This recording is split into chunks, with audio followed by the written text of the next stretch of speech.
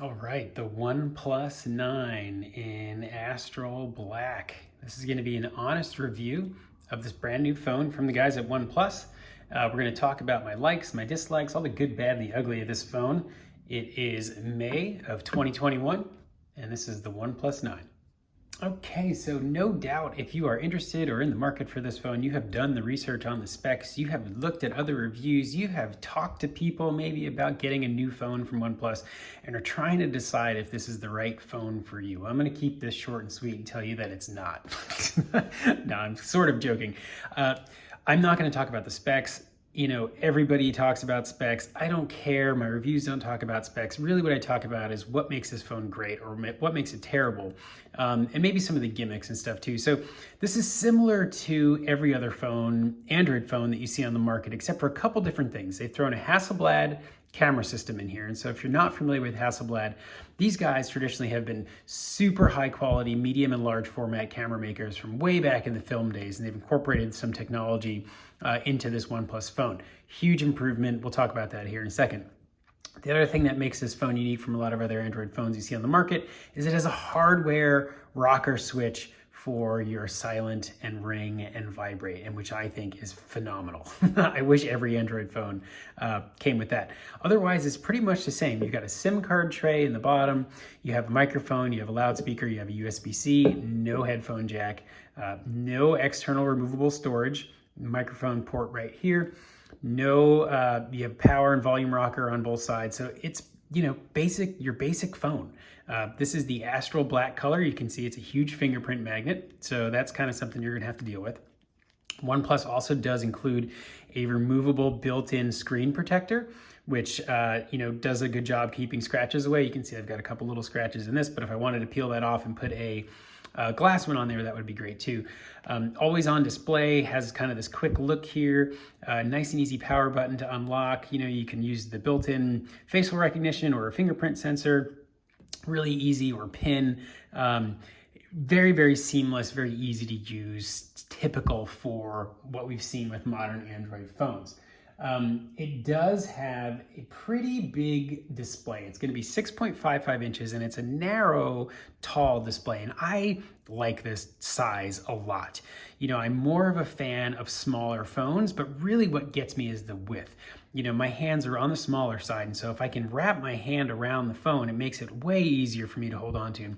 Granted, I do have to do this like juggle here to get the thing kind of moved around. But for the most part, I can hold it with one hand and I can operate it. I can open the camera, I can, you know, change apps, I can swipe over. And so it's easy for me to use one-handed. Granted, for some of this stuff, I do have to use two hands, but for the most part, one-handed use, no problem. Android 11 on this guy does have the Oxygen OS. What that means is it's not going to be full of bloat. Like if you were to compare this to a Galaxy, you would know that there's tons and tons and tons of bloat on Samsung software. These guys include a very snappy, very quick OS that's fluid to use, great features, no bloat. So +1 for the OnePlus. But screen size 6.55, beautiful display here, very, very sharp. Great color accuracy. So you got a little camera cutout right there, but I mean, the way this thing comes to the edges is really nice. It's just the phone hardware that these guys produce is phenomenal. Like you will love this phone when you grab it and hold on to it. Like it really, really doesn't deserve to be in a case. It's so nice. But you know, otherwise, there's not a lot of bells and whistles in the software. I mean, you do have like rapid charging. They did add wireless charging to this one, which is a huge negative on my OnePlus 8 review. So it's great that this has wireless charging.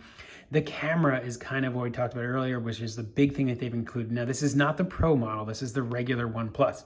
And I will say that I'm still not impressed. You know, I expect with the Hasselblad name to have like very good, mind-blowing photos from this thing, right? And it's just not there. I mean, these photos are okay, but they're just, you know, I mean, there's nothing special. I would say sharpness-wise, it's very close, if not beaten by things like the iPhone.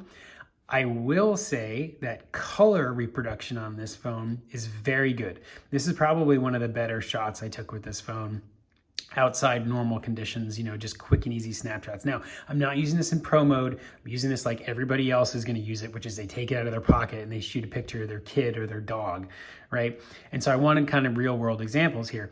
And, if you look at these shots, like there's a, noticeable amount of blur and a noticeable amount of picture noise in this and lacking detail in some of the features here. And again, this is indoors, low light. So it's some of that you take advantage of, or you can understand why it's limited.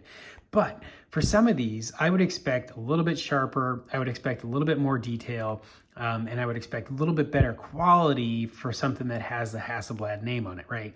And if you're shooting in perfect light at all conditions, then yeah, okay, sure, the camera does great. But it's these hard, difficult circumstances, these difficult shots where you want the phone to produce good quality shots where it's just not really doing it. Now, is this usable? Yeah. Would I, keep this on my phone and laugh at it later? Yeah. But like, if I wanted to print some of these, they're going to look muddy. They're going to look bad. This is not a replacement for a Hasselblad camera or a full-fledged Hasselblad, system in your pocket. It's just not there. Is it usable? Yep. Are you going to enjoy it? Probably. Are there other phones that are better? Yeah, I really do think the Pixel produces better images than this, and maybe even the iPhone 12 or the iPhone 12 Pro. So getting away from the camera, there's not a ton more to talk about. This is very much an iterative update. It's just new, a little bit new hardware. The software is the same. The body is very similar. OnePlus does make good colors. They have that like purple color for this one, and then a green, I think, as well. And so I like the phone. If I were in the OnePlus camp and I was moving up from the 8 to the 9, I think the wireless charging is a super good benefit to have. I think this camera system is an upgrade from the 8. But if I'm in the, if I have a Pixel or if I've got an iPhone, I would be very hesitant to look to the OnePlus. To me, it's just not there. I like it. I just don't think it's enough to sort of bring me out of the other premium phone choices that are here in 2021. So hope you guys enjoyed this quick, honest review of the OnePlus 9. Don't forget to check out everything else I have on YouTube, and rate, comment, and subscribe. Thanks.